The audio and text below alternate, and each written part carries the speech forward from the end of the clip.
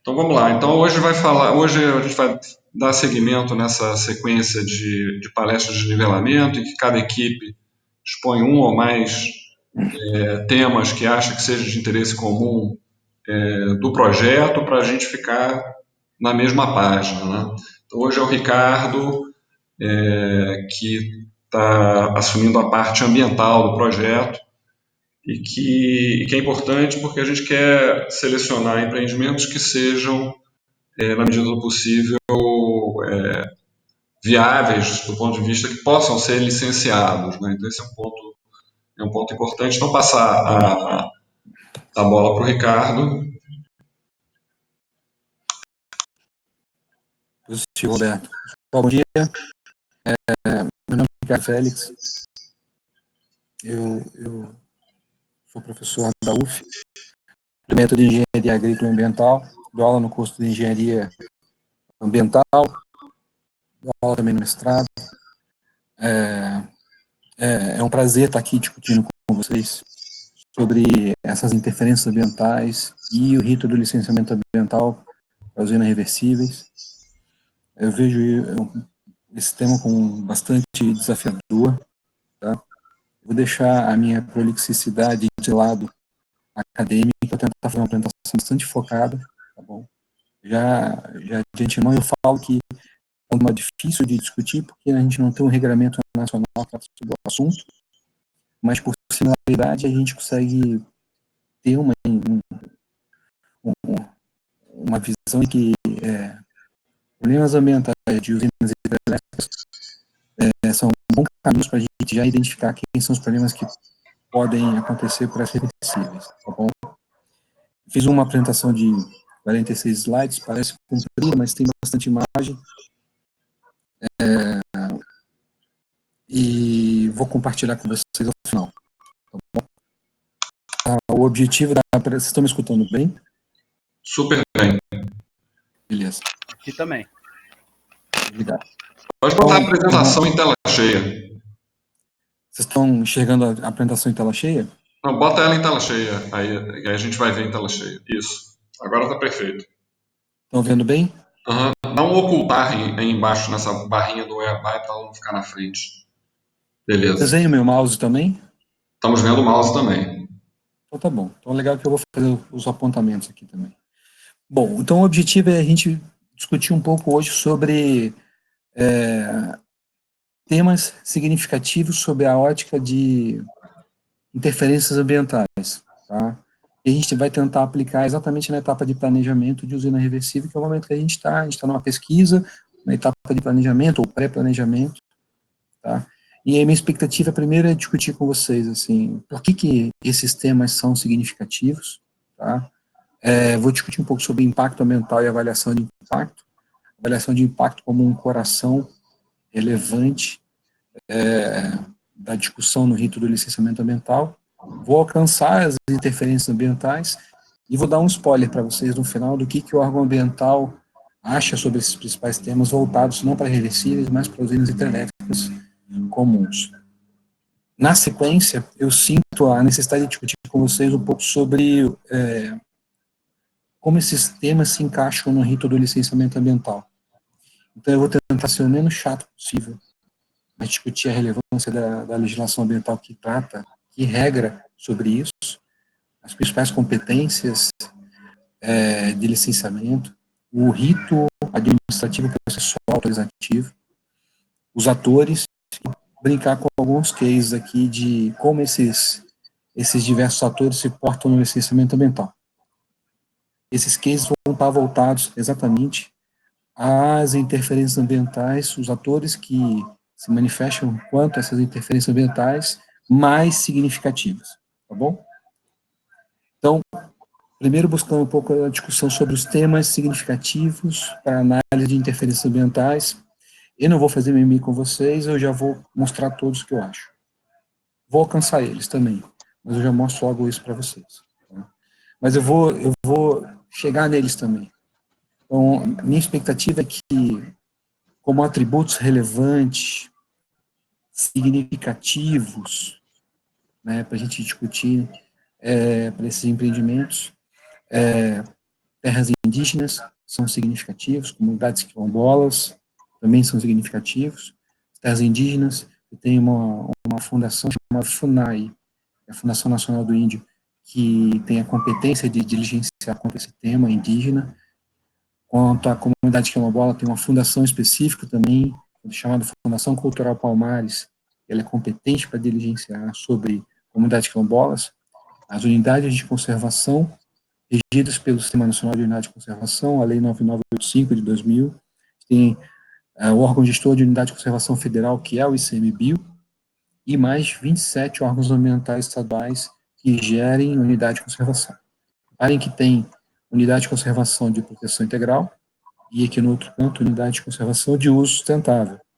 Ambas são regidas pela Lei 9985, uma com papel mais relevante, até o nome já traz, o objetivo é proteger integralmente essas unidades de conservação, e as de uso sustentável, elas são mais permissíveis de tipo de uso, você pode utilizar, só que de forma sustentável. Eu vou contar essa história para vocês.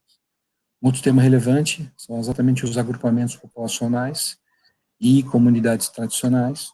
Tá? Essa base de dados a gente busca cruzando um conjunto de informações, o IBGE é bastante relevante para a gente nesse sentido. Estabilidade geológica e cavidades naturais. Então, assim, o CPRM traz para a gente um conjunto de dados, às vezes numa escala até maior do que a gente precisa, mas numa análise geológica a gente consegue buscar essas informações. Ninguém quer colocar uma usina dessa num ralo geológico, tá? Bem como cavidades naturais. Cavidades naturais é um tema bastante importante, protegido por lei, e você tem um centro chamado Centro de Cavidades Naturais, debaixo do ICMBio e a Sociedade Brasileira de Espeleologia, que esse regula sobre afetação em cavidades naturais, tem um conjunto de bases de dados, e a Sociedade Brasileira de Espeleologia complementa essa base de dados aqui, relevante. Fragmentos florestais, ambientes florestados, também é um tema bastante significativo, a gente poder discutir como interferência ambiental, a gente ter acesso a essa base de dados. Eu busco informações do Ministério do Meio Ambiente, do IBGE, para ver o mapa de uso e ocupação do solo, da Secretaria de Planejamento, que hoje está debaixo do Ministério de Economia, e o próprio INPE, que tem um conjunto de bases de dados super relevante, combinando toda essa base de dados, a gente tem, com o imaginamento de satélite, a real localização e como é que estão os fragmentos florestais. Isso não me dá informação sobre qualidade dos ambientes florestados, mas só quais são os ambientes florestados que existem. Tá bom? A unidade de conservação eu conversei com vocês, e o patrimônio cultural nacional, regido a nível do Instituto Patrimônio Histórico Nacional, e também tem um papel bastante relevante no rito do licenciamento ambiental. Meu objetivo é ter coragem de chegar aqui para falar para você assim, cara, desses daqui, eu tenho um conjunto que são impeditivos, tá bom? Mas eu vou chegar nisso daqui a pouco. Para que eu tenha coragem para vocês, eu tenho que discutir primeiro assim, por que esses são os temas significativos da nossa análise para interferências ambientais. Por que eles são significativos? Primeiro, porque eu tenho um regramento associado a isso. A nível federal, a gente tem um conjunto de regramentos, quanto a índio, quilombola, unidade de conservação, fragmentos florestais, quanto ao patrimônio arqueológico, histórico, sabe? São temas que eu tenho lei que conjunto de órgãos precisam se manifestar no licenciamento ambiental e se eles não autorizarem, o projeto não vai à frente. Mas aí, segundo questionamento, por que eu estou falando de significância? Por que eu estou falando do termo significativo? Reparem, eu estou usando, por que são temas significativos? Por que são... A gente tem um regramento desses temas que tornam significativo, mas por que significativo? Falando em significância, por que os estudos ambientais precisam ter como output uma análise de significância dos impactos? O que esses impactos que podem acontecer numa terra indígena, numa comunidade quilombola, numa unidade de conservação, são significativos? E aí, isso vem de um pouco da nossa Constituição Federal. Nossa Constituição Federal tem um artigo 225 que no parágrafo 1º, inciso 4º, que define um pouco as incumbências do poder público, fala assim: compete ao poder público exigir, na forma da lei, a instalação de obra ou atividade potencialmente causadora de significativa degradação ambiental, o estudo prévio de impacto ambiental a que se dará publicidade. Ou seja, eu só vou realizar estudo prévio de impacto ambiental em instalações de obras potencialmente poluidores, potencialmente porque eu não sei se vai causar ou não. Esse estudo prévio de impacto ambiental acontece na etapa de planejamento, antes da implantação do empreendimento, para ver exatamente as potencialidades causadoras de significativa degradação ambiental, os impactos ambientais. Então, veja, por que eu tenho que caçar o atributo significância como conclusivo? Porque esses temas são significativos. Porque a própria Constituição Federal fala sobre isso. Quem é o estudo prévio de impacto ambiental?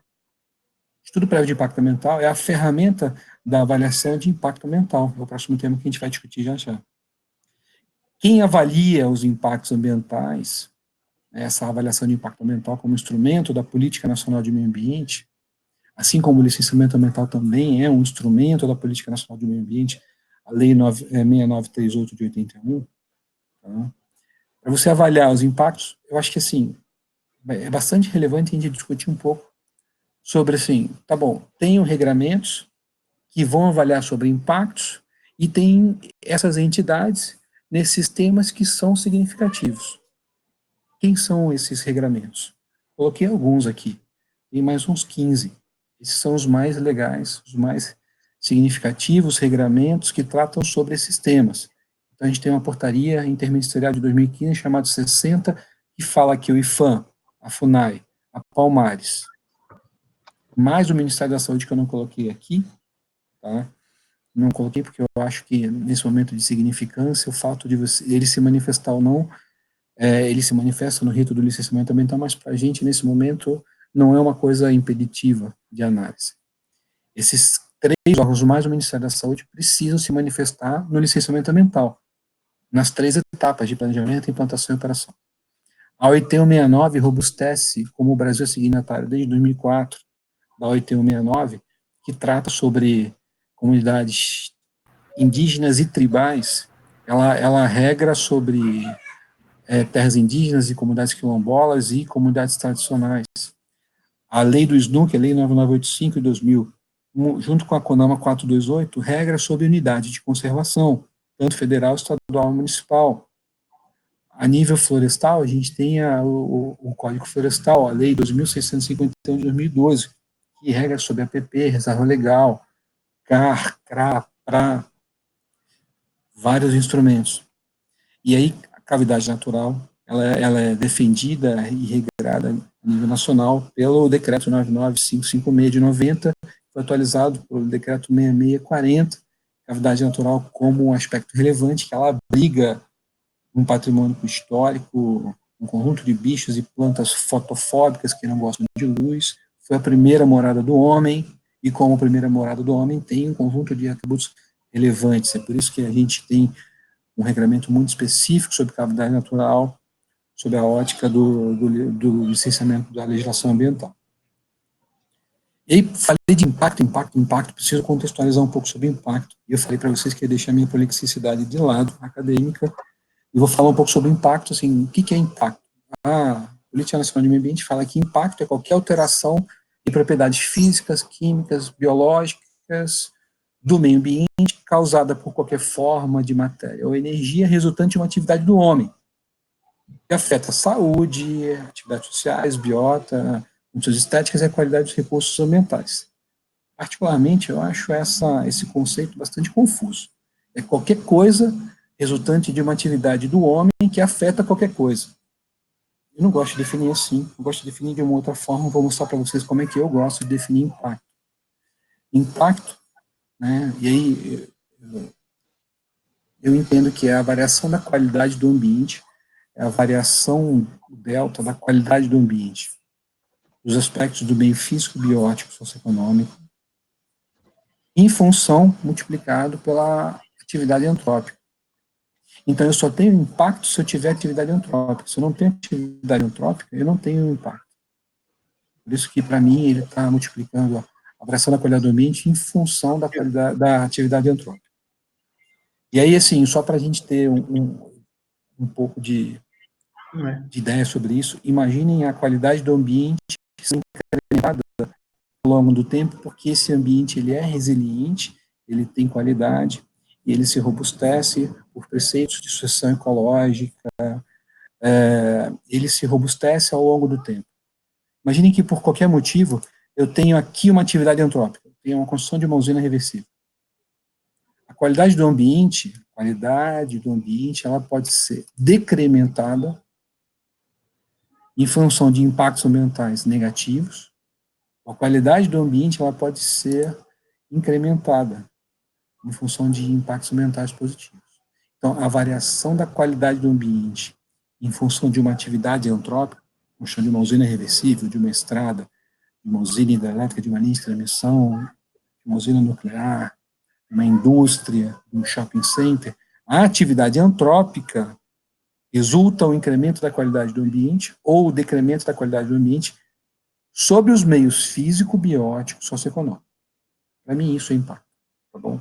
Entendendo que isso é impacto, o que no Brasil, no Brasil, o regramento que trata sobre impactos ambientais vai buscar, vai solicitar que se seja realizada uma avaliação dos impactos, uma avaliação de impacto ambiental. A avaliação de impacto ambiental não nasceu no Brasil, nasceu no final da década de 60, na política norte-americana de meio ambiente, como Environmental Impact Statement, a NEPA, ela já instituía a avaliação de impacto ambiental como instrumento também daquela política norte-americana de meio ambiente. A sequência foi regulada na França, na União Europeia inteira, na Austrália, na Áustria, enfim, até chegar em 81 no Brasil, pela Política Nacional de Meio Ambiente. Então, a Política Nacional de Meio Ambiente, a Lei 6938, em 1981, define a AIA, Avaliação de Impacto Ambiental, como um instrumento, ou seja, é uma macro-diretriz que tem que ser seguida a nível de política pública. Só que assim, tá bom, você está em 1981, o ano que eu nasci. Você quer implantar um projeto, você sabe que causa impacto, você quer aplicar a AIA. Como é que eu faço para aplicar a AIA? Não sei. Por que não sabe? Não sei, porque não tem um regramento que fala como aplicar a avaliação de impacto ambiental no Brasil. Isso só aconteceu 5 anos depois, com a norma 01 de 86, que regula exatamente como realizar uma avaliação de impacto ambiental. Pela CONAMA 01 de 86, fala-se que é definido que a ferramenta da avaliação de impacto ambiental no Brasil é o estudo de impacto ambiental, em 1986. 5 anos depois da Política Nacional de Meio Ambiente, a Lei 6938 de 81. Em 86, fala que o EIA é como a gente aplica a AIA no Brasil, o EIA e seu respectivo RIMA. Tá? 2 anos depois, a gente tem o estabelecimento da nossa Constituição Federal, e aí o legislador à época, ele foi bastante pedagógico, quando tratou sobre o tema meio ambiente, botou tudo de meio ambiente no artigo só. E repara, de novo, estou trazendo aqui para vocês, ele fala que compete ao poder público exigir para a instalação de atividade potencialmente causadora de significativa degradação ambiental o quê? O estudo prévio de impacto ambiental. O legislador quis ser muito redundante aqui, tá? 2 anos antes a gente já tinha a figura do estudo de impacto ambiental, mas ele chamou de estudo prévio de impacto ambiental, o tal do EPIA, que é o EIA. Ele botou prévio para ser redundante. Esse estudo ele é prévio, ele acontece na etapa de planejamento. Por quê? Porque a avaliação de impacto ambiental ela vai avaliar os possíveis impactos que podem acontecer.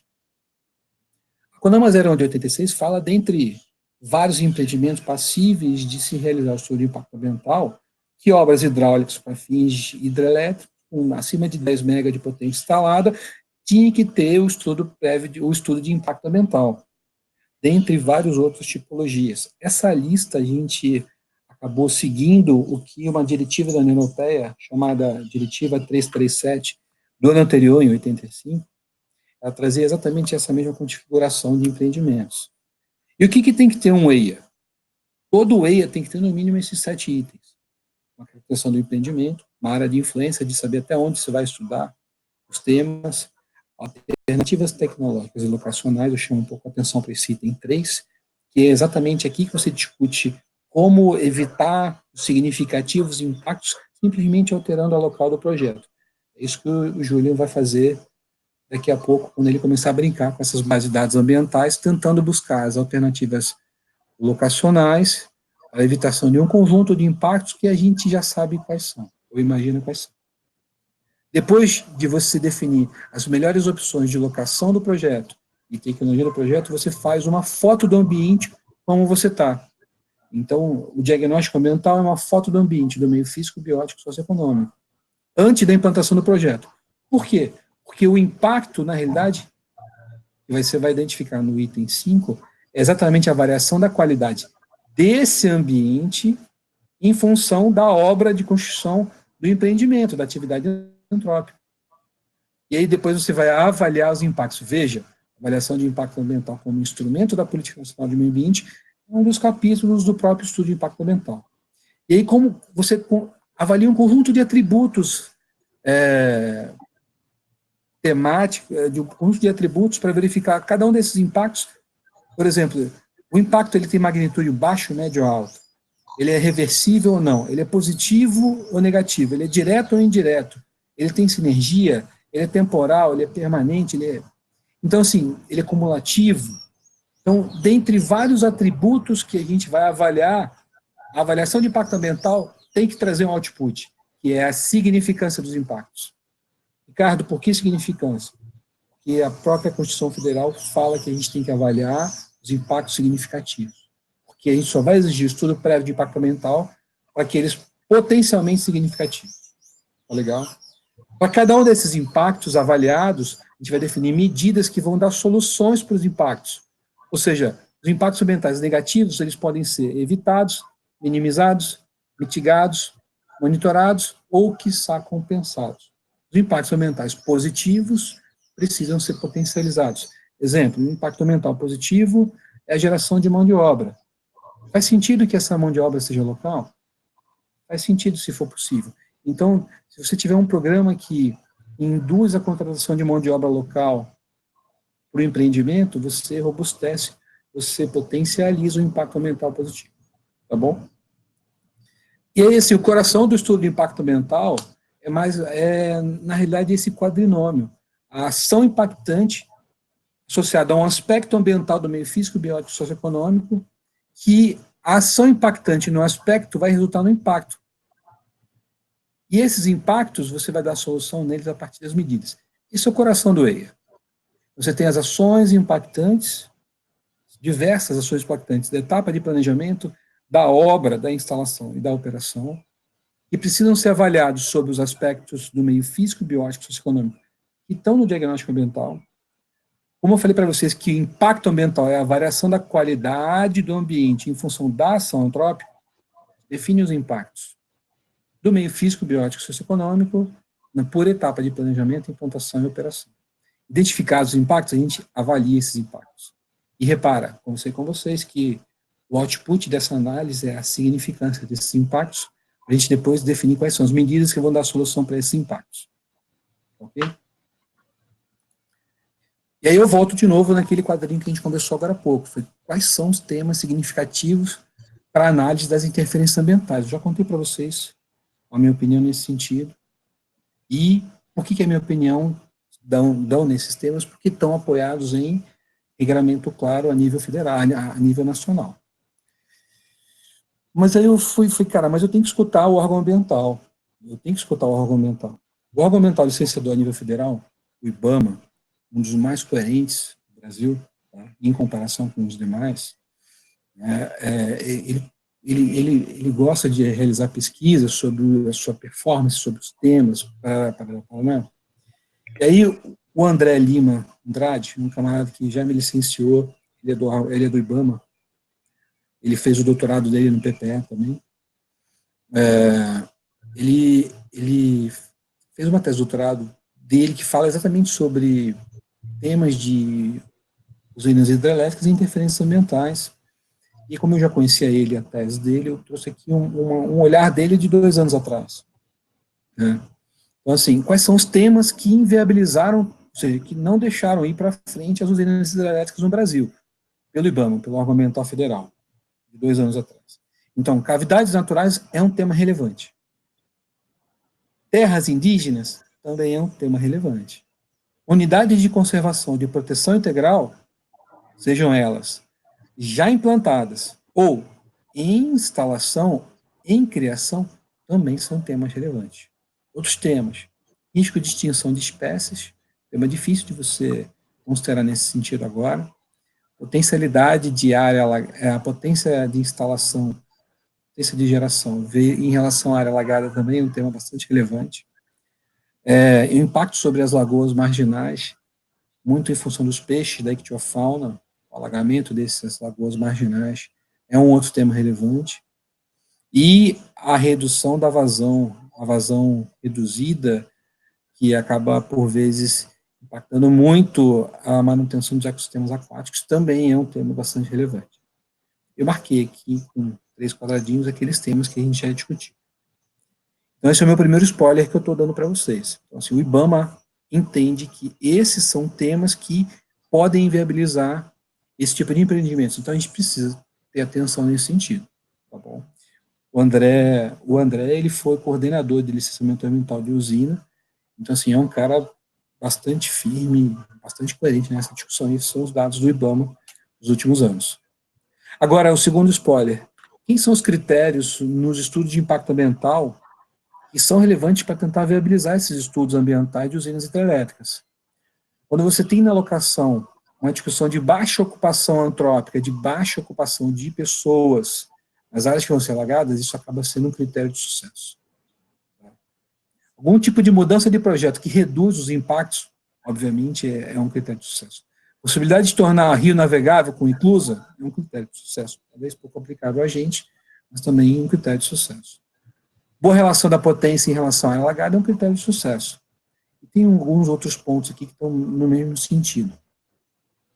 Ações mitigatórias que podem minimizar ou evitar os impactos que foram previstos. Também é bastante relevante. Entendendo um pouco a opinião do IBAMA, o nosso regramento, eu fico com um pouquinho de mais coragem para mostrar para vocês a minha opinião. Tá bom? Então, assim, o que eu entendo que tende a ser temas significativos e impeditivos sobre a ótica ambiental. Esses temas foram os temas que eu já comecei a me alinhar com o Júlio, tá? Pedido do Roberto,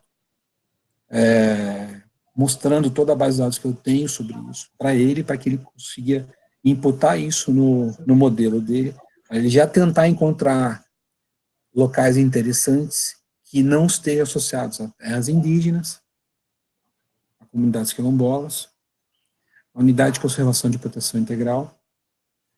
Há agrupamentos populacionais, eu não tenho essa informação ainda para passar para o Júlio, eu consigo fazer isso, mas para fazer isso eu preciso de um tempo bastante, mas eu preciso de mais tempo para rodar um conjunto de modelos de agrupamentos que o IBGE já traz para a gente espacializar isso em shape, dá para fazer isso também, mas isso não é uma coisa que é fácil, fazer isso para um estado demora muito, o Brasil inteiro mais ainda. Comunidades tradicionais, acho que instabilidades geológicas e cavidades naturais, eu não tinha pintado isso de vermelho, mas na última hora eu resolvi pintar, muito em função da opinião do IBAMA, de que cavidades naturais são bastante relevantes, tá? E assim, a gente não quer honrá-lo na nossa usina. Tá? Outros pontos que não vou falar que são irrelevantes, não são significativos, não são um pouquinho menos significativos, e a gente consegue conviver com tudo isso. É muito bom a gente tentar evitar, mas vejo que dá para a gente discutir como de média significância. Esses são os de alta significância, estão em vermelho, e os de média significância estão em amarelo. Patrimônio arqueológico, as unidades de conservação de uso sustentável, tanto a nível federal quanto dos estados, e os fragmentos florestais. Bom, eu tenho um problema seríssimo com relação à base de dados de unidade de conservação, porque, assim, a nível federal, a gente sabe todas as unidades de conservação que existem, e o ICMBio tem uma base de dados bem legal. Só que cada estado também é competente para definir suas unidades de conservação, suas APAs, seus parques nacionais, suas estações ecológicas, reserva biológica, reserva de fauna. São 12 tipos de unidade de conservação. Essa base de dados, eu tenho que ir estado a estado para buscar. Eu já fiz isso, tanto para a de proteção integral quanto de uso sustentável. Só que os municípios também são competentes para criar espaços ambientais protegidos. Então, eu ainda tenho unidade de conservação municipais. Não consigo ir nos 5.000 municípios para encontrar as unidades de conservação. Tá bom? Então, assim, isso eu faço depois que o Júlio me passar um shortlist de boas áreas, aí eu caço município e entro no nível de detalhe desses outros aspectos relevantes, para a gente poder começar a tentar algum tipo de validação de área. Isso fala um pouco sobre essa primeira parte da apresentação, que são as interferências ambientais e os temas significativos. Agora eu queria conversar um pouco com vocês sobre, tá bom, e aí? Esses temas são significativos, são relevantes, mas eles me enrolam o licenciamento ambiental e como? E o que é o licenciamento ambiental? Eu vou conversar com vocês mais uns 10, 15 minutos sobre licenciamento ambiental e concluo a apresentação. O licenciamento ambiental, eu falei com vocês que, de igual forma, ele é um instrumento da Política Nacional de Meio Ambiente, tá? E o grande objetivo dele foi criar um rito administrativo processual autorizativo, ou seja, o órgão ambiental como competente que é, ele precisa autorizar a localização, instalação, ampliação e operação de empreendimentos que usam recursos ambientais, tá bom? Então, que podem causar degradação ambiental. Isso está definido pela resolução CONAMA 237, em 1997. Puxa, Ricardo, na legislação ambiental brasileira, você falou que licenciamento ambiental é um instrumento da Política Nacional de Meio Ambiente que foi instituído pela Lei 6938 de 81 e só foi regulado 16 anos depois de como realizar o rito administrativo, processual, autorizativo do licenciamento ambiental. Exatamente. Durante 16 anos, a gente teve um conjunto de ausência de informações de como aplicar esses estudos ambientais, e só foi, eu não vou falar que foi sanado, mas só foi regulado pela CONAMA 237. 6 anos depois, regulou-se sobre o licenciamento ambiental do setor elétrico, que precisava ter licenças ambientais, mas não descreveu como, apoiado em que rito. Então, essa lei ainda está em vigor, mas ela acaba dando pouquíssima informação que só foi atualizada 10 anos depois. Tem algumas outras leis que não estão em negrito aqui, que estão aqui por constar, mas eu não vou abordar elas, que tratam de leis com menos importância, tá? Mas em 2008 o IBAMA sentiu vontade de, 11 anos depois da regulação do rito de licenciamento ambiental, definir novas regras de licenciamento ambiental, porque tinham gaps, lacunas aqui, que atrapalhavam muito a vida do IBAMA. E aí ainda tinha uma confusão aqui sobre quem era competente para licenciar o quê? O IBAMA, os estados ou os municípios, e essa competência ela foi regrada pela Lei Complementar 140, que é um marco, em 2011. Em 2015, a gente tem um regulamento novo, que é a publicação de uma portaria interministerial, ou seja, entre municípios da cultura, da justiça, da saúde e do meio ambiente, que colocam esses 4 órgãos aqui, o IFAM, que trata sobre patrimônio histórico, a Fundação Cultural Palmares, que fala sobre quilombola, o Ministério da Saúde, quando o tema é malária, e a FUNAI, quando o tema é índio, que esses 4 órgãos precisam se manifestar no licenciamento ambiental a nível federal e estadual. Então, a gente tem que escutar esses órgãos. Se esses órgãos não se manifestar, na etapa de planejamento, de implantação, de operação, as licenças não saem e o projeto não acontece. Então, repara, os temas são relevantes. Patrimônio histórico, quilombola, índio, saúde sob a ótica da malária, sobre os impactos associados ao incremento dos casos de malária na implantação desses projetos. A gente está falando de projetos basicamente na Amazônia Legal. Então, já que eles têm que se manifestar dentro do rito do licenciamento ambiental, vale começar a pensar um pouco mais assim, tá bom, quem são os atores e quem é competente para fazer o que no licenciamento ambiental. Tem gente demais.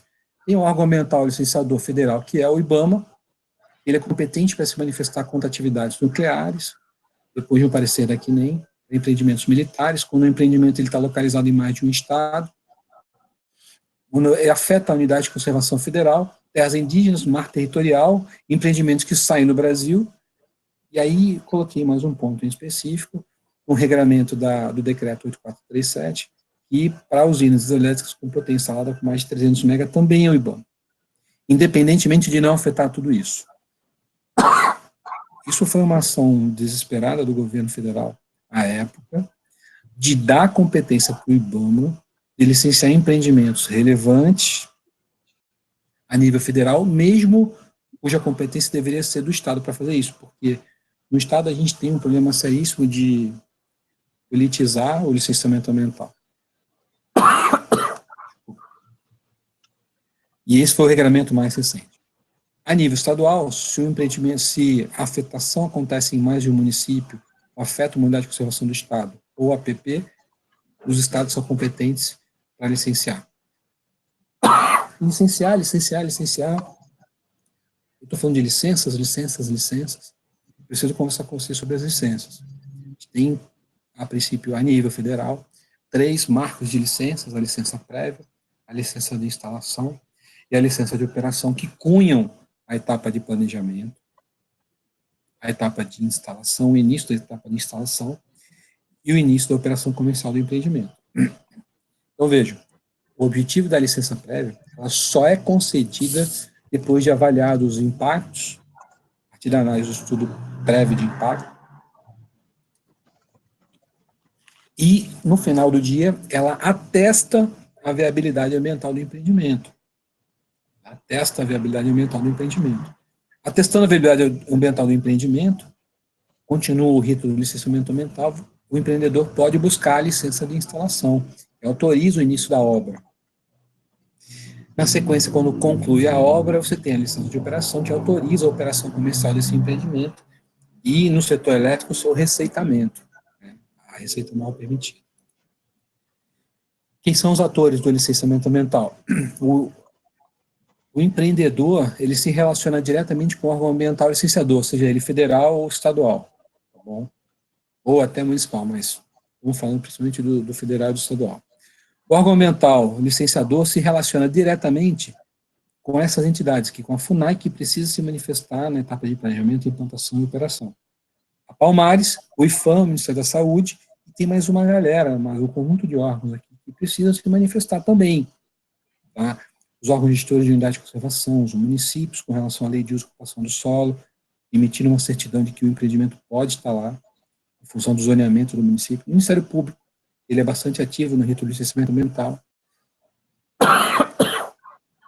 E o empreendedor se relaciona diretamente com o órgão ambiental licenciador, tá? E indiretamente ele conversa com todos esses outros órgãos. Ele precisa conversar, porque ele faz estudos ambientais para cada um desses outros órgãos. Tá bom? Mas, assim, diretamente esses órgãos precisam responder para um camarada só, que é o órgão ambiental licenciador. E o empreendedor vai estar se relacionando diretamente com ele nesse sentido. Em janeiro de 2019, desse ano, na publicação do decreto 9667, o governo federal ele mudou a competência da FUNAI e da Palmares para se manifestar no licenciamento ambiental.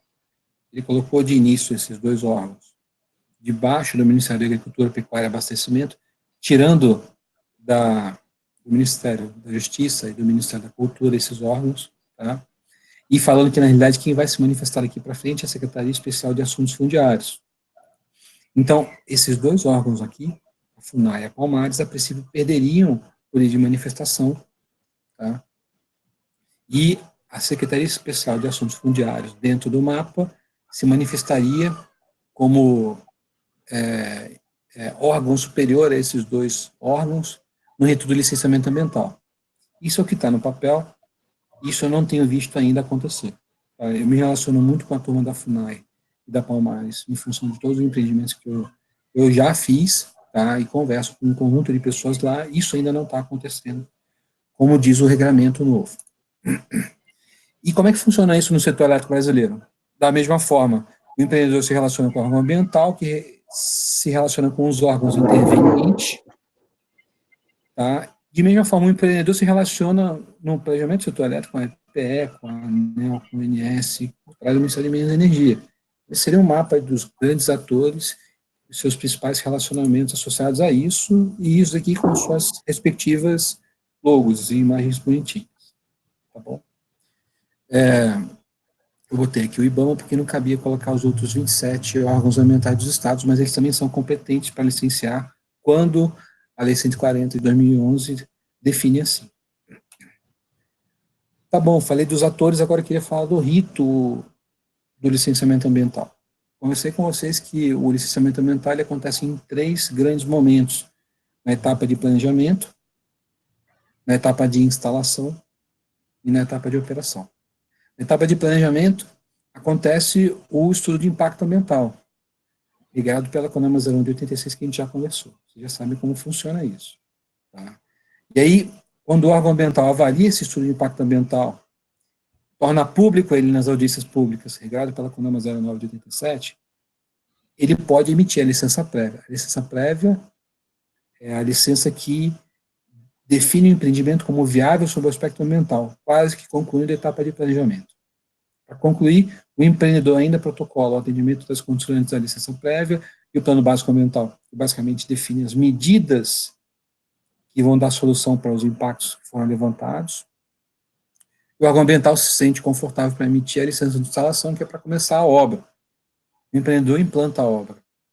Ele vai construir a usina reversível, a rodovia, e vai atender as condições das licenças ambientais também e as outras licenças. Quando acaba a implantação, ele pode começar a operar? Não, só com a licença de operação.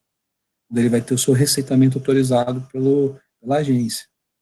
Então, o órgão ambiental emite a licença de operação, começa a etapa de operação e manutenção do empreendimento. Essas licenças têm validades, cada uma delas de planejamento, de instalação e de operação, variando de 2 a 10 anos, tá? Conforme a CONAMA 237 define. O rito, em resumo, é basicamente isso. Mas, tá bom, eu falei com vocês que tem um conjunto de órgãos relevantes nisso daí, significativos, que precisam se manifestar no rito do licenciamento ambiental, como o IFAM, a FUNAI, a Palmares, as unidades de conservação, Só um minutinho, por favor.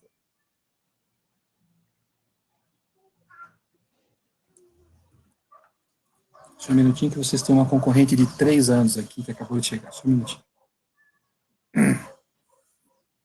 Pronto. E eu preciso contar para vocês, então, como é que... Vocês estão me escutando? Sim. Perfeito. Obrigado.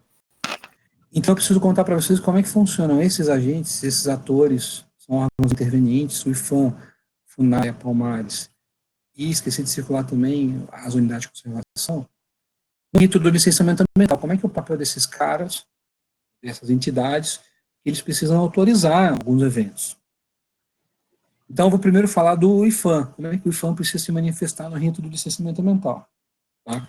Eu coloquei o que o regulamento fala, que é a portaria 60 de 2015 aqui, é bastante comprido, com um conjunto de informações, mas resolvi macetear para vocês aqui, nessa imagem aqui. Essa aqui é a mesma imagem que você já conhece, do licenciamento ambiental, etapa de planejamento, implantação e operação, e pintei de vermelho como é que é a ação do IFAM no rito do licenciamento ambiental.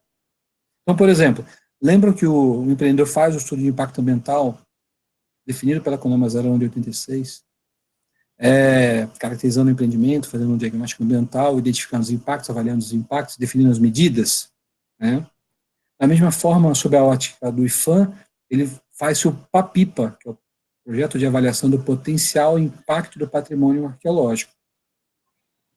O PAPIPA, ele é avaliado, ele é feito pelo empreendedor, avaliado pelo IFAM em 30 dias, depois ele vai se manifestar falando se eu concordo com o PAPIPA, pode ir a campo, o empreendedor vai a campo e faz o RAPIPA, assim, nome de brincadeira, mas é isso mesmo.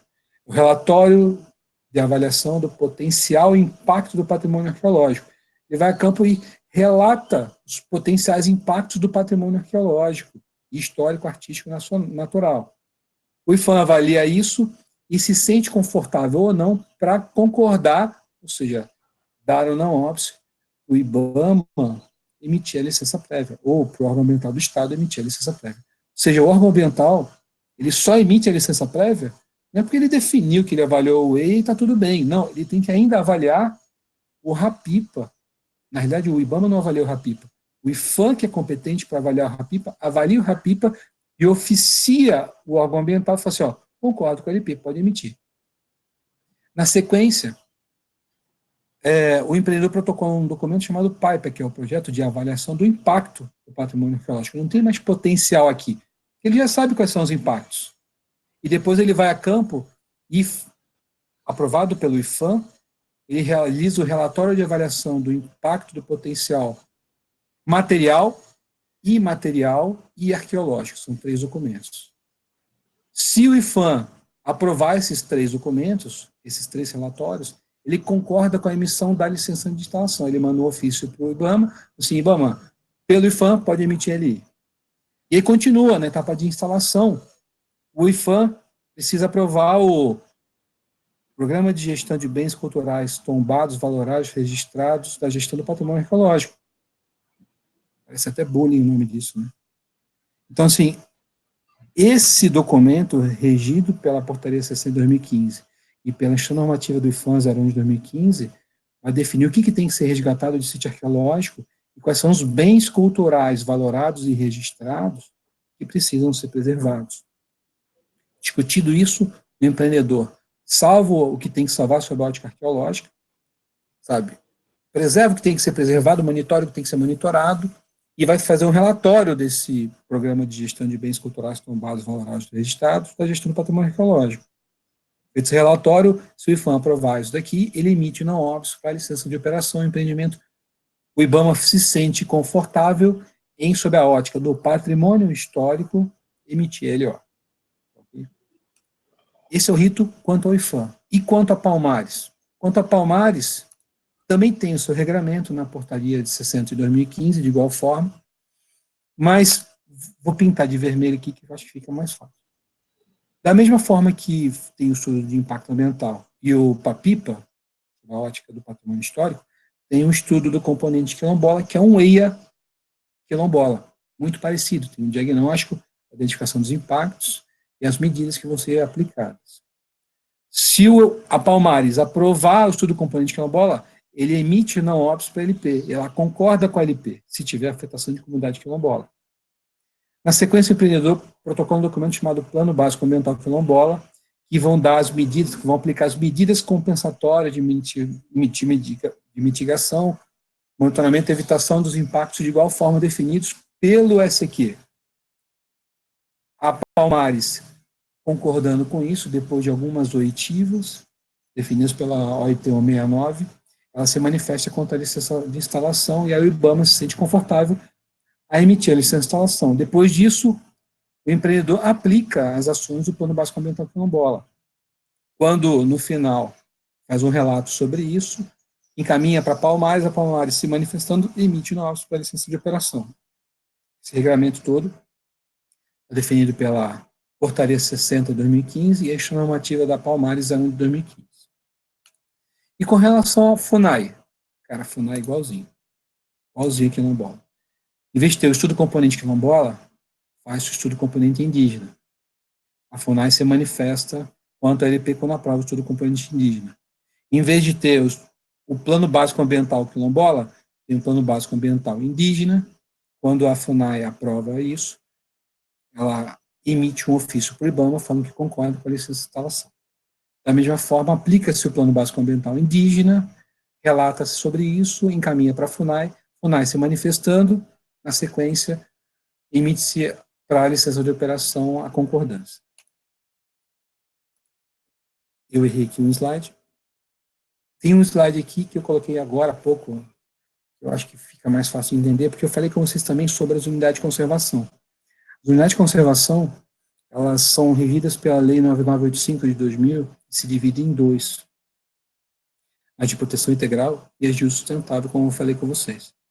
As de proteção integral são aquelas mais impeditivas, e eu encaminhei isso para o Júlio, entendeu? Essas daqui é muito bom a gente evitar. E o próprio IBAMA falou que é bom evitar. Escreveu isso. Tá? Então, as estações ecológicas, Rebio, Parque Nacional, ou Parque Estadual, ou Parque Municipal, Monumento Natural e Refúgio da Vida Silvestre são os 5 tipologias de unidade de conservação que existem no Brasil de proteção integral. Essas a gente tem que arrumar um jeito de estar fora. Tá? Existem as outras que são as de uso sustentável, são as mais permissivas, que são 7. A exemplo delas, a APA, Área de Proteção Ambiental, a ARIE, Área de Relevante Interesse Ecológico, FLONA, não confunda FLONA com o Parque Nacional, a FLONA é mais permissiva, a estadual e municipal também, reserva extrativista, reserva de fauna, reserva de desenvolvimento sustentável e a RPPN, que é uma unidade de conservação dentro de uma propriedade particular. São mais permissivas nesse sentido pela lei.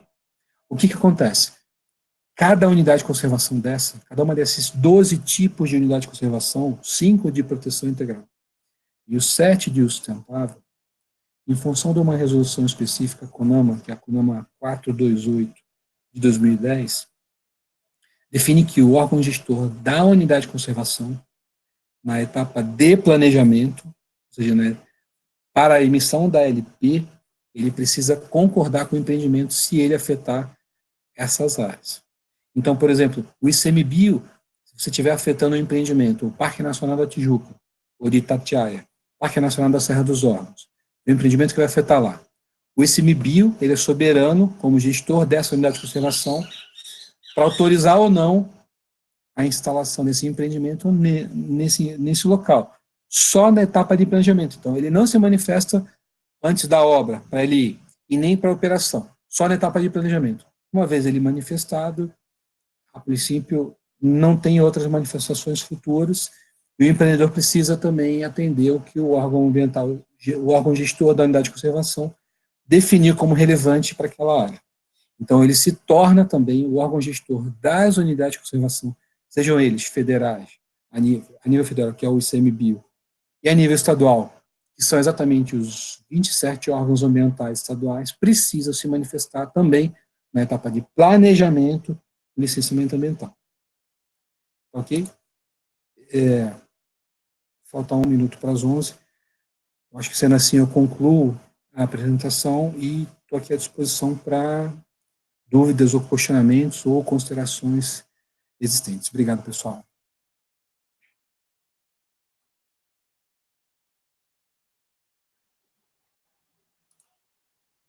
Ricardo,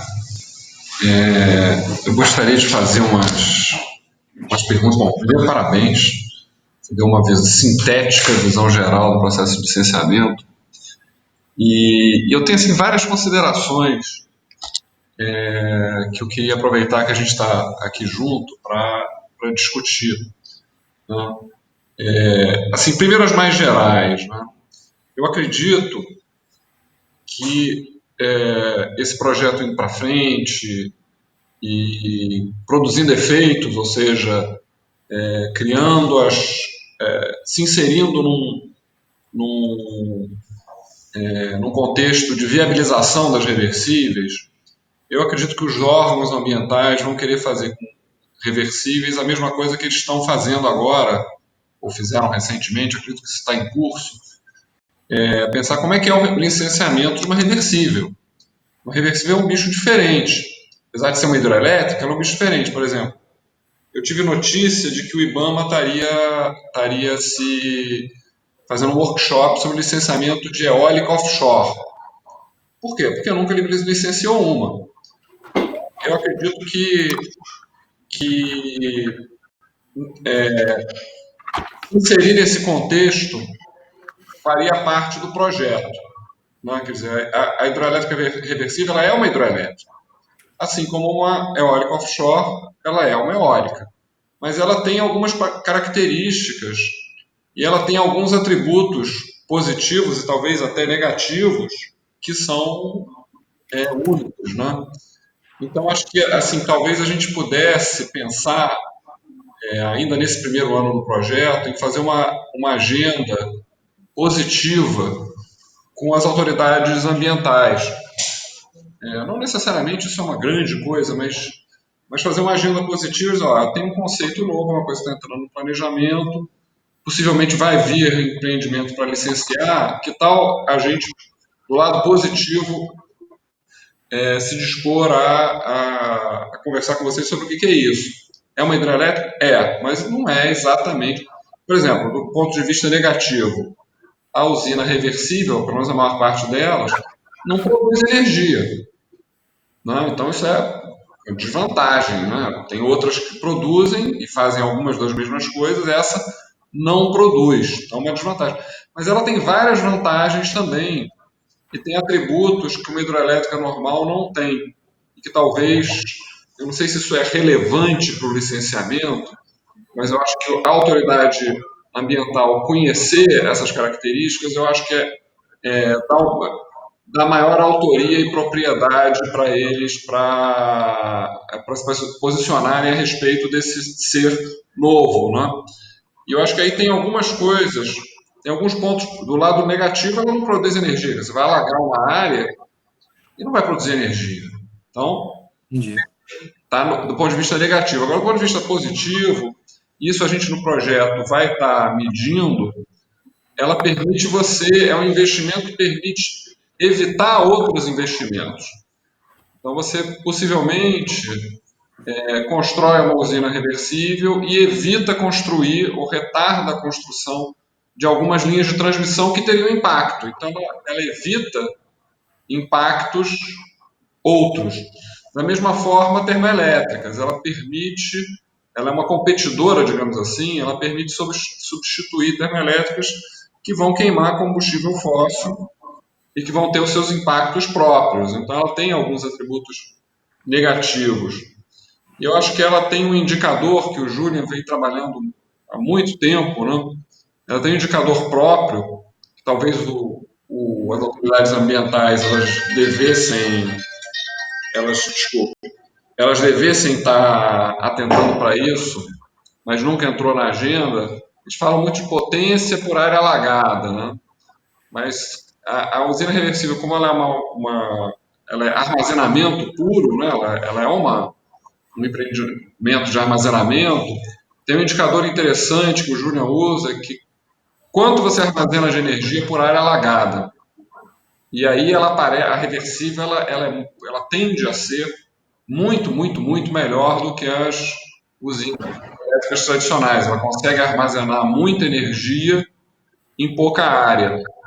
Então, eu acho que tem assim, talvez um esforço, talvez a gente pudesse fazer um texto, que são coisas que o Julian mesmo já escreveu, mas fazer um texto de discussão voltado um pouco para a área ambiental. Poxa, olha, esse é um bicho diferente, que tem características diferentes e que, se for para licenciar, ele vai, se isso realmente for para frente, o IBAMA e os outros órgãos ambientais têm que conhecer o que é para poderem, enfim, Saber como vou se manifestar. saber como vão se manifestar. Né? Roberto, eu acho a ideia da agenda positiva uma etapa que eu já estava contando, tá? E aí eu acho que isso pode acontecer sim, ainda até o final desse ano, tá bom?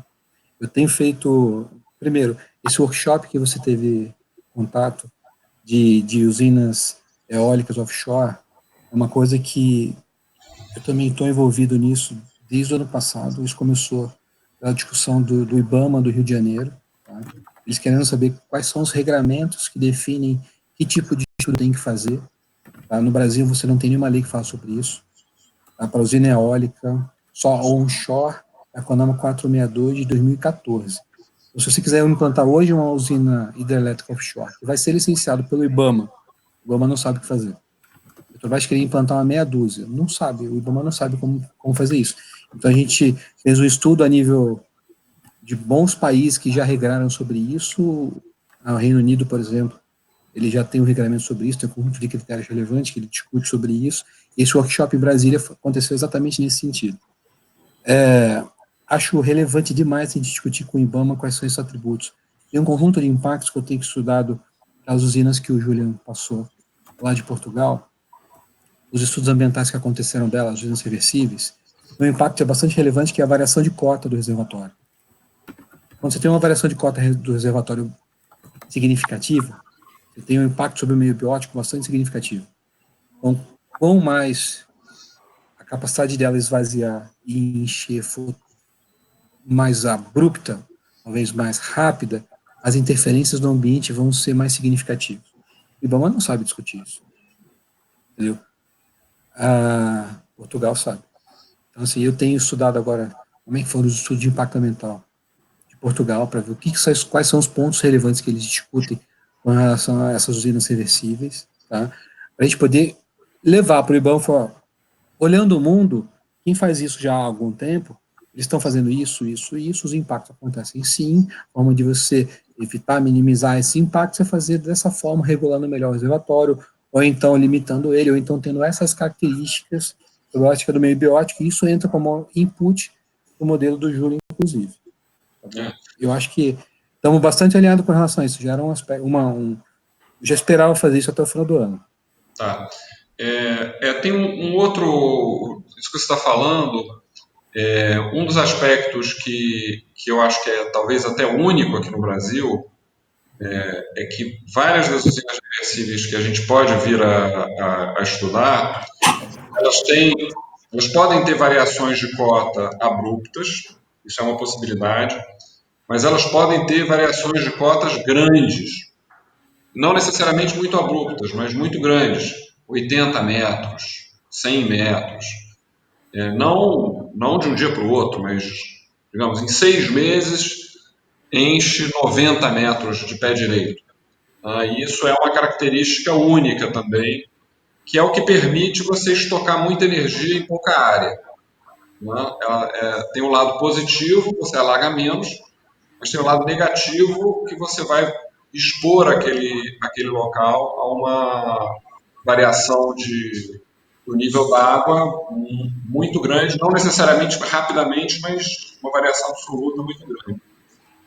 Mas então, isso aí, essa coisa de dar agenda positiva, eu acho que isso aí EPE vai gostar, eu acho que BEMA vai gostar, e você se posicionar favoravelmente, né, tem uma realidade nova, vamos ver como é que isso você já ganha simpatia automaticamente. Acho que isso é um goodwill para o projeto grande, que seria legal.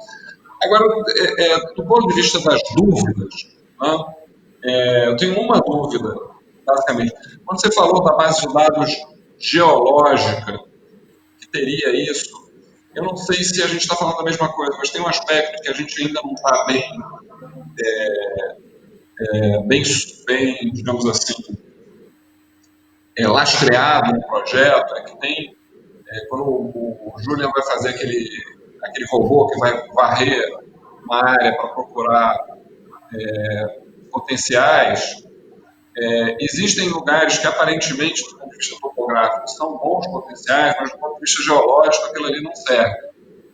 Porque você tem uma série de características de estabilidade do terreno que eventualmente condenam um local que você olhando assim de longe do satélite parece bom. Esse tipo de cruzamento tem dado para isso? Direto ou indiretamente? Isso é uma dúvida. Para você realizar, Roberto, o estudo de impacto ambiental, no diagnóstico do meio físico do estudo de impacto ambiental, tem que fazer o estudo geológico. Tá? A base de dados mais firme que a gente tem de estudo geológico é a CPRM no Brasil. Entendeu? Às vezes a escala deles acaba sendo mais comprida do que você gostaria. Então, os estados, por vezes, atualizam o mapeamento do CPRM com agências estaduais, no nível de detalhe um pouco maior. O Rio de Janeiro faz isso muito bem. Tá bom? Então, assim, a geologia, não a geomorfologia, a forma dos terrenos, mas a geologia, aquilo que está embaixo, ele já é bem mapeado pelo CPRM. E isso faz parte do estudo ambiental, do diagnóstico do meio físico. Adicionalmente, a análise geológica do modelo, tá, que precisa ser feito, ninguém quer um subsolo passivo de você não ter ele estanque, não ter ele com capacidade de suporte daquela massa de água. Você também avalia as cavidades naturais, que está numa outra base de dados, foi aquela que eu conversei com vocês, que está na Sociedade Brasileira de Espeleologia, junto com o SECAV.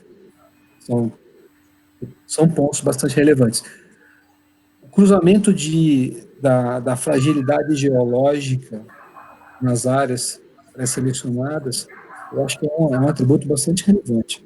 Tá? Então, a CPRM sim dá essa base de dados, algumas agências estaduais atualizam ela em melhor escala, com melhor discussão. Muito quando você tem um estado que tem uma riqueza muito grande debaixo do solo. Tá? Então, eles acabam buscando uma atualização dessa base de dados federal para os estados. Tá bom? Ou seja, mas concretamente, a gente consegue passar isso para o Julian também, ou é um estudo? Acho que a pergunta foi até mais fácil. Sim, fácil. Ah, Essa parte é fácil. e as E cavernas aí, também. caverna também. Caverna também é uma parte bastante fácil. As cavidades naturais, eu não me recordo se eu cheguei a passar, eu tenho dúvida. Eu me lembro de ter passado índio, quilombola, as unidades de conservação, as cavidades naturais eu não passei. Eu também tenho a base de dados, eu preciso só atualizar a do mês agora de setembro. Todo mês a gente tem a atualização de cavernas que foram encontradas no Brasil, que são mapeadas. Isso entra na Sociedade Brasileira de Espeleologia, isso também entra no SECAV. Isso eu passo para o Julian também. Tá bom? Bom, alguém mais tem algo a colocar aí? Eu tenho, Paulo Barbosa, de Campinas. Estão me ouvindo? Perfeito. Sim, tudo bem, Tá cara? bem. Bom, antes de mais nada, também parabéns ao Ricardo aí pela excelente aula. Eu acho que eu nunca aprendi tanto sobre meio ambiente em uma hora, de uma forma tão compacta. Parabéns à didática tua e à capacidade de condensar muita informação, né? Obrigado, Paulo. Assim, a partir de leitura de projetos internacionais de usinas reversíveis, a gente percebe que tem uma facilidade maior de aprovação, inclusive nos órgãos ambientais, por exemplo, americanos, que, com relação a hidroelétricas tradicionais, que quase não se faz mais, né, mas cuja aprovação é muito mais longa do que aqui no Brasil, ou seja, nós estamos falando de coisas de 15 anos lá, né? Mas, por exemplo, as reversíveis lá, a entidade de aprovação, que é a FERC, juntamente com as entidades ambientais, tem agilizado muito, se atenderem a algumas condições, como, por exemplo, aproveitamento de estruturas existentes, não é? Então, se é uma infraestrutura já feita, como, por exemplo, um canal que era usado para irrigação e foi desativado, né? Isso agiliza muito. Também, quando a obra é de uso múltiplo, quer dizer, não é só atendimento energético, ou de potência, ou de armazenamento, como são as reversíveis, mas atende, por exemplo, a uma parte de abastecimento de água ou irrigação, também facilita. E, finalmente, uma modalidade, né, da usina reversível, que está sendo a mais prevalente, que é o chamado circuito fechado. Ou seja, a água que é usada, ela retorna para cima, não tem um desvio do curso da água natural, ou seja, é aquele circuito dedicado à usina. Esses três elementos têm facilitado muito o processo de aprovação, que é muito mais ágil, né? Você acha que também no Brasil essas condições poderiam ser, assim, incentivadoras de uma maior agilidade, Ricardo? Ótima pergunta, Paulo. Acho que o primeiro, sim. Acho que você está apoiado num empreendimento já licenciado, você está apoiado numa atividade, já tem uma licença de operação, já está operando, já se conhece os impactos, e aí você, na realidade, vai fazer uma ampliação desse projeto, sabe? Identificando novos impactos, eu acho que isso gera um conjunto de confortos, sim, sob a ótica da análise do órgão ambiental. Né? Já está atropelado, já existe o projeto de engenharia, já está operando, acho que sim. Os outros, eu acho que o órgão ambiental, como ainda não licenciou esse tipo de projeto, ele vai ter um conjunto de inseguranças. E pelo fato de não ter um regramento ainda de como ele tem que se manifestar, eu acho que ele vai ser bastante duro nessa análise do licenciamento ambiental de uma usina reversível. Se tivesse um regramento, por exemplo, da mesma forma que a gente estava conversando agora um pouco com o Roberto, o órgão ambiental ele vai ser muito duro no licenciamento ambiental de usina eólica offshore. Por quê? Porque ele, pelo princípio da precaução do direito ambiental, como ele não conhece de fato os principais riscos associados a isso, porque ele nunca licenciou isso, sabe? Ele vai pedir o chique do último, sabe? O ponto, o maior nível de detalhe possível dos estudos para ele se resguardar de que ele conhece todas as ações impactantes, os aspectos ambientais, que é isso que você está discutindo muito bem, aonde o empreendimento se rodeia no ambiente, os impactos resultantes e as medidas que tem que dar a solução. Acho que o primeiro sim, os outros, acho que ele tem temas mais relevantes que vão chamar mais a atenção deles, que é exatamente aqueles que eu pintei de vermelho. Tá bom? Perfeito. Só um adicional. O Roberto já levantou coisas importantes desse mundo novo, né, que vai ser para os nossos avaliadores, inclusive novos indicadores, né, a própria potência sobre a área alagada, que é que também vai ser usado, não é que ele seja descartado, né, porque embora o balanço energético é negativo, mas a grande função da reversível é fornecer potência na hora que for preciso, com muita rapidez, né? Despachabilidade rápida, mas precisa outros indicadores, como, por exemplo, esse que o Julian está trazendo, que é o armazenamento por área alagada. Então, obviamente, é por isso que tem a necessidade da pesquisa, inclusive, né? Criar novos conceitos, novos indicadores, novos procedimentos. Agora, quando você falou aqui de um elemento, né, importante aí, que é a cavidade natural, eu fiquei pensando no seguinte: muitos projetos de reversíveis, eles vão se valer de uma propriedade natural extremamente benéfica para gerar energia, que é uma altura de queda muito grande, né, elevada. Quanto mais, melhor. 500 metros, 600 metros, enfim. Mais do que isso, é muito bom. Agora, nós temos um grande potencial com relação a essas quedas ao longo da Serra do Mar, né? Então, seriam, sob esse aspecto, assim, sítios vocacionados, né, para fazer um aproveitamento reversível. Mas aí entra a questão.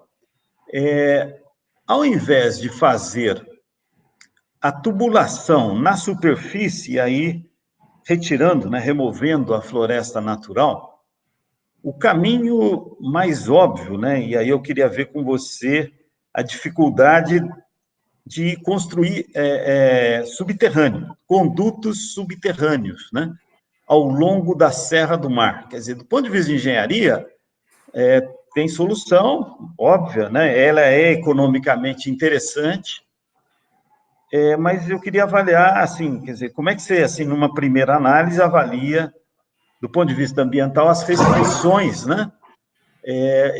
Claro, evitando reservas indígenas, ambientes, unidades de conservação, quer dizer, todos aqueles elencos lá de pontos de dificuldade que já de antemão teríamos, né? Como é que você vê isso?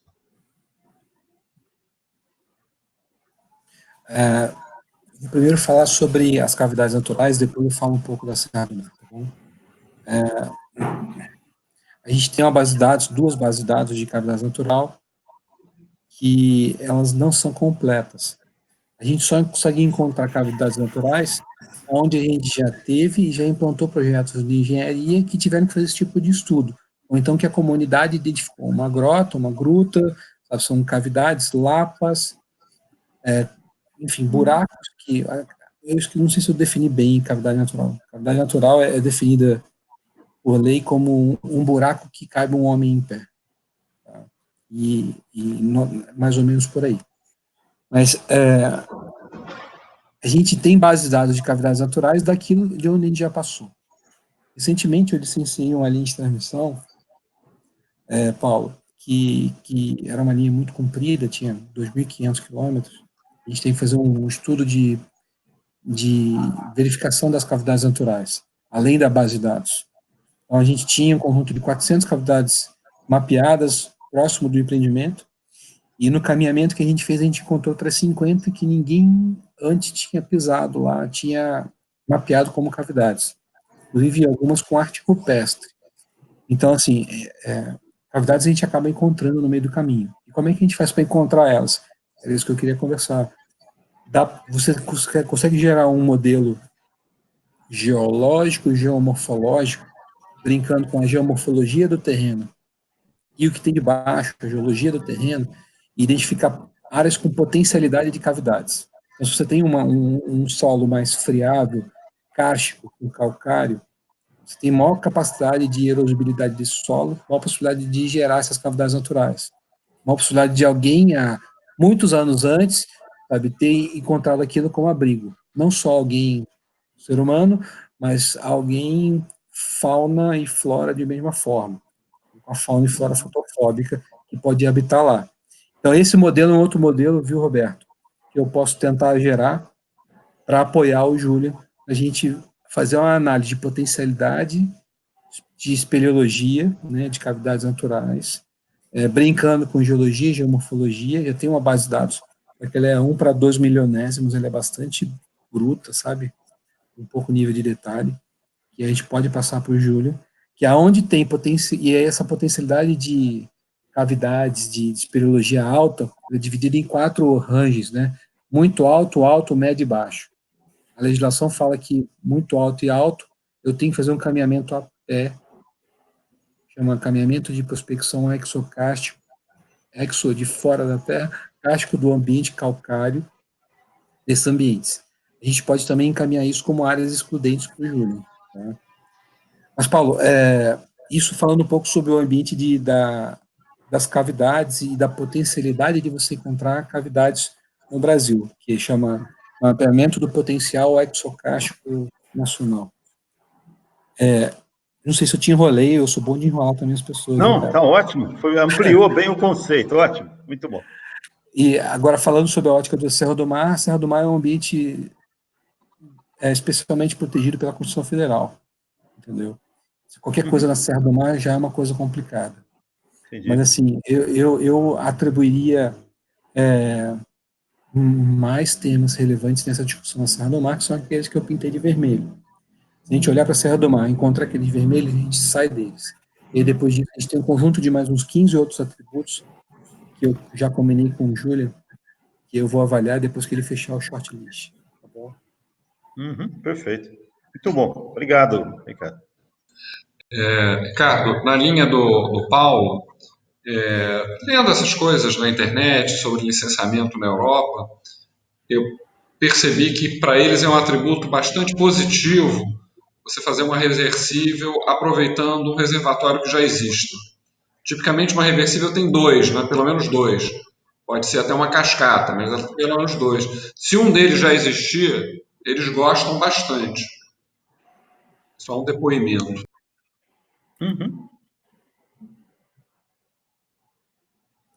Tá claro, tá mapeado. O que o Paulo falou, você ratificando, eu acabei de entrar no site da FERC, eu vou dar uma zapeada nele e vou ver esses critérios com mais calma. Se vocês tiverem mais alguma base de dados a nível internacional que eu possa estar buscando, por favor, me passem. E aí eu tenho interesse em verificar como está no mundo, para quando a gente se reunir até o final do ano com o IBAMA, assim, ó, os Estados Unidos pensa assim, Portugal pensa assado, agora a Alemanha pensa assim. Então, assim, essa é a opinião dos caras. Aquele workshop que foi feito de eólica offshore foi exatamente para discutir isso, ou seja, o que o mundo pensa sobre isso e o que a gente vai definir como regramento a nível nacional. Se eu já consigo fazer isso, e esse é o nível de pesquisa que eu gosto muito de fazer, eu acho que a gente já está um passo à frente. Quem tiver regulamentos internacionais nesse sentido, por favor, depois me encaminhe. A gente está fazendo, o Julian está ajudando isso, a gente está fazendo um levantamento de usinas reversíveis que existem ao longo. Existem várias bases de dados sobre usinas reversíveis e sobre projetos de usinas reversíveis. E a gente está querendo, do ponto de vista regulatório, focar mais a atenção ao que tem sido construído em período relativamente recente, digamos, nesse século, digamos assim. Que podem, as mais antigas, às vezes, são casos excelentes, mas estavam em outra realidade. Então, a gente tem um grupinho fazendo um levantamento sobre isso. Eu acho que isso andando um passo a mais, eu vou te envolver também. Porque a ideia é olhar como é que está a regulação nesses países. Eu acho que isso inclui a parte ambiental. Então, você tem projetos lá na Irlanda, tem lá o Silver Mines, que está, não sei se está na fase de licenciamento, mas é um projeto que se ouve falar como algo que vai para frente. Algumas coisas foram feitas na Suíça, na Áustria, recentemente em Portugal várias. Portugal tem empreendimento grande em construção, inclusive. A Espanha, eu acho que tem alguma coisa. A França tem uma situação meio parada, mas tem um potencial gigantesco, as delas são antigas. A Alemanha, não sei como é que está, mas eles têm potencial também. Enfim, tem.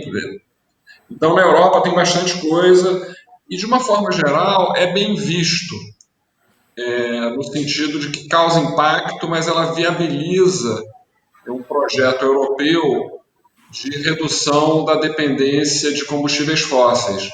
Porque como as fontes renováveis elas não são controláveis, você acaba criando um déficit a médio prazo de capacidade de controle do sistema. Então, você precisa ter armazenamento.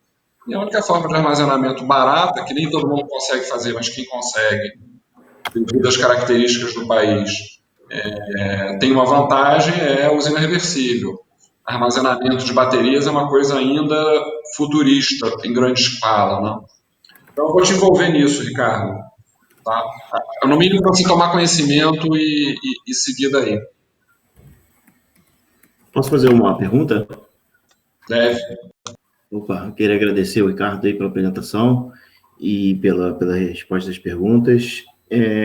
Uma pergunta que eu gostaria de fazer, que é uma questão que eu, o Roberto, o Paulo já tem desenvolvido, que é capacitar o setor elétrico em relação a usinas reversíveis, né? Porque se ninguém capacitar, ninguém vai saber, nunca vai acontecer. Você tem algum plano, alguma ideia, alguma proposta, ideia de como talvez capacitar a questão ambiental das usinas reversíveis? O ideal, por exemplo, seria pagar a Bruna Marquezine para falar no Fantástico que usina reversível é uma maravilha sazonal, vai salvar o mundo, só que a gente não tem esse dinheiro, né? Sem dinheiro, sem tantos recursos, o que você acha que você poderia fazer para capacitar o pessoal? Eu gostei da ideia da Bruna, mas acho que não vai dar, né? Eu acho que a gente tem que envolver o órgão ambiental e o licenciador federal nessa discussão que a gente está tendo, entendeu? O órgão ambiental, o licenciador federal, ele é bastante coerente. Eu licencio com o IBAMA já tem mais de 15 anos. Tive a oportunidade de licenciar com os estados também muitas vezes. E é a equipe mais preparada que a gente tem hoje em dia, da ótica de licenciamento ambiental. Se a gente não combinar com o BEC essa pesquisa, a gente vai conseguir encontrar um monte de coisa legal, mas talvez a gente não alcance o foco que eles imaginam que sejam relevantes. Acho que a gente tem que, de fato, cruzar o bigode com o IBAMA. Até no sentido de perguntar para eles, dentro do IBAMA, tem uma diretoria chamada DILIC, que é a Diretoria de Licenciamento Ambiental. A coordenadora da DILIC é a Cláudia Barto, tenho muito carinho por ela. Ela é muito, muito, muito, muito boa de linha. Tem um outro coordenador de usina, tá? E tem uma equipe de uns 15 analistas, 10 a 15 analistas ambientais que licenciam só usinas hidrelétricas a nível federal. Esses caras já me licenciaram em alguns outros projetos de linha de transmissão. Acho que a gente tem que sentar para conversar com eles e escutar a opinião deles. Se vocês, como órgão ambiental licenciador, estão sentados nessa poltrona, é super difícil. Quais são os temas relevantes ou que tipo de pesquisa você acha que a gente pode ter como output desse nosso projeto de pesquisa? acho que as experiências internacionais é bastante relevante. Mas veja, Júlia, a gente tem aqui no Brasil um conjunto de atributos ambientais que não tem em Portugal. A gente tem aqui um conjunto de atributos ambientais que não tem nos Estados Unidos. Sabe? A gente tem um conjunto de regramentos de leis federais aqui no Brasil que eu conheço bastante desses pontos, que eu gosto muito de estudar isso. É importante saber, para quem toca licenciamento ambiental, o que dá para fazer e o que não dá para fazer. É por isso que eu me amarro sempre nesses regramentos, que não tem lugar nenhum. Então, assim, é importante sim conhecer as experiências internacionais, mas olhando a legislação brasileira e esses pontos que eu trouxe de discussão, eu estou tentando me botar na cadeira do órgão ambiental licenciador. O que ele, como licenciador, solicitaria como estudos relevantes para a gente, para o nosso modelo. E a gente pode, inclusive, com muito carinho, solicitar isso ao órgão ambiental. E, senhores, tem um projeto de pesquisa bastante relevante aqui, sabe, da ANEEL, e eu gostaria que vocês se manifestassem quanto aos pontos relevantes de discussão. O IBAMA vai entender que isso é relevante, isso está no PDE, tá? Ele vai entender que isso é relevante. Mas tem uma pergunta também, Ricardo, que a questão de você falar com um agente do IBAMA vai ajudar, só que o que vai realmente solucionar é ter uma conscientização do público, do povo, mudar a consciência do povo em relação à usina reversível, à usina hidrelétrica, tudo isso, que estão sendo demonizadas, que todo mundo fala como se fosse um pecado universal com o mundo fazer uma usina hidrelétrica. Tem que mudar essa consciência, não é só com o IBAMA. O IBAMA vai fazer o que o povo diz para eles fazerem. Se está todo mundo de acordo com fazer a usina reversível hidrelétrica, o IBAMA libera. Então, a questão não é só do IBAMA, também tem que conscientizar em relação ao meio ambiente a população brasileira. Eu acredito que também seja nessa direção. O que você acha? Eu acho que, assim, a gente vai passar por um acaloramento de discussão daqui a pouco sobre esse tema. Esse é um tema que tem cara de que vai acontecer. Acho que o primeiro back que a gente tem que avaliar é, de fato, o órgão ambiental licenciador. Agora, que é uma entidade que traz coerência na discussão. Assim, se o IBAMA vai licenciar ou não, não é se a sociedade brasileira vai definir que sim, que ele vai licenciar. O IBAMA tem a competência de licenciar e de definir se é viável ou não sob o aspecto ambiental. Se definir que não vai ser. Isso apoiado na legislação ambiental. Então, a conscientização, eu vejo assim, como um dos principais entidades que a gente tem que se associar e buscar opinião é quem vai avaliar isso, se é viável ou não. O IBAMA licenciou Belo Monte e entendeu que era viável. E ninguém gostava de Belo Monte. 30, 40 anos. Agora, até emitir a licença prévia, e a época, salvo engano, quem emitiu a licença prévia como presidente do IBAMA foi o... esqueci o nome dele. Também me licenciou em outros projetos. É um cara que conhecia muito de licenciamento ambiental, e aí todos os estudos ambientais que tinham que ser feitos foram realizados e não tinha mais o que dizer. Foi, o setor elétrico precisa da usina, está na projeção, resolve um conjunto de problemas de robustecimento do setor elétrico. Se não acontecer, a gente não tem muita solução. O órgão ambiental, entendendo isso, ele não fez uma análise por pressão de fora. Ele demorou quase 40 anos para sair a licença. Saiu. As audiências públicas aconteceram num campo de futebol com 500, 600 pessoas, com órgãos ambientais escoltados pela Polícia Federal, e saiu. E a obra está aí. Então, assim, eu acho que é mais ou menos nesse sentido. O órgão ambiental licenciador, ele é passivo, ele não é ativo. Por isso que a gente tem que cutucar ele, arguir ele. Qual é a tua opinião nesse sentido? Acho que a gente se relaciona muito bem com ele, tá? E aí, eu não vejo como, nesse momento, a gente tendo capacidade de buscar o que a sociedade civil organizada entende sobre isso. Acho que o caminho não é nem esse. A gente perguntar para quem vai licenciar o empreendimento daqui a pouco, qual a opinião. A gente talvez já focar a nossa pesquisa nesses anos, direto nisso já. Eu concordo com você, Ricardo. Eu acrescentaria uma outra coisa, que a usina reversível, ela tem muito mais sex appeal do que uma hidrelétrica tradicional. E eu acho que isso, indo na direção do que o Júlio está falando, eu acho que isso a gente tem uma certa obrigação de vender bem. Ela tem sex appeal porque ela, em princípio, ela alaga pouco para a potência, então já é um indicador favorável, e ela é uma tecnologia habilitadora, ou seja, você coloca um projeto reversível, ou vários projetos reversíveis, e elas permitem que você mantenha a matriz com uma grande participação de renováveis. No Brasil, eu não sei se isso tem tanto apelo, mas no exterior tem.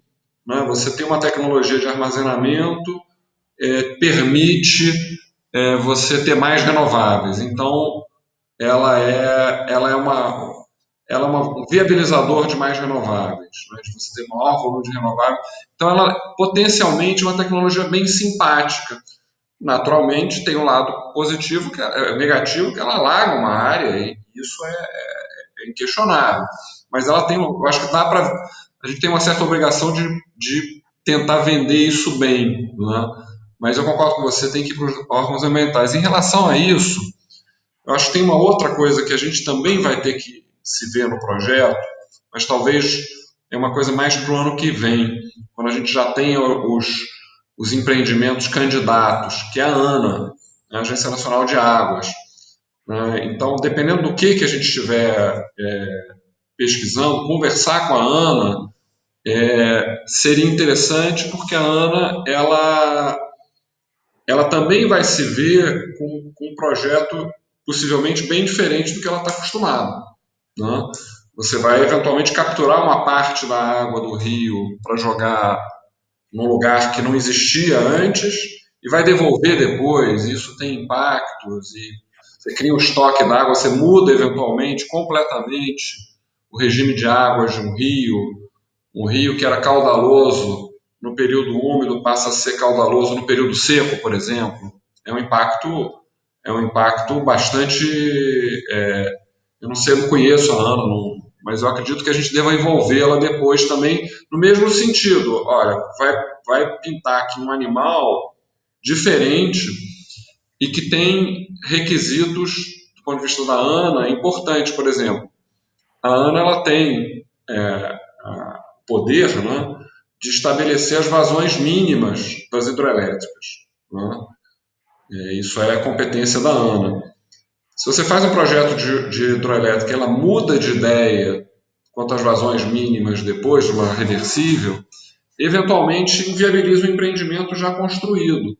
Né? Porque você supõe, bom, tem uma vazão mínima nesse reservatório, e isso me permite puxar desse reservatório uma grande quantidade de água. Se a ANA mudar de ideia depois, a vazão mínima não é mais X, é 3X, a reversível vai embora, se for de grande porte.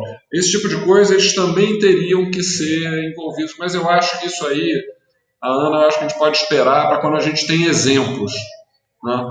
Talvez mesmo no IBAMA, esses primeiros exemplos que a gente vai modelar agora, ainda antes de fazer o mapeamento do Júlia, talvez a gente já possa levar. Tem um exemplo aqui no sul, outro aqui no centro-oeste, no norte,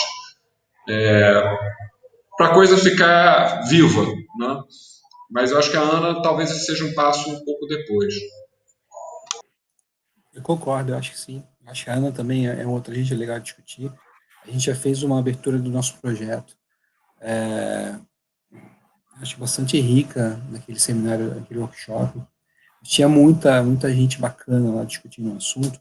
Eu vi um conjunto de ex-alunos lá que estão na EPE hoje em dia, estão discutindo sobre o assunto.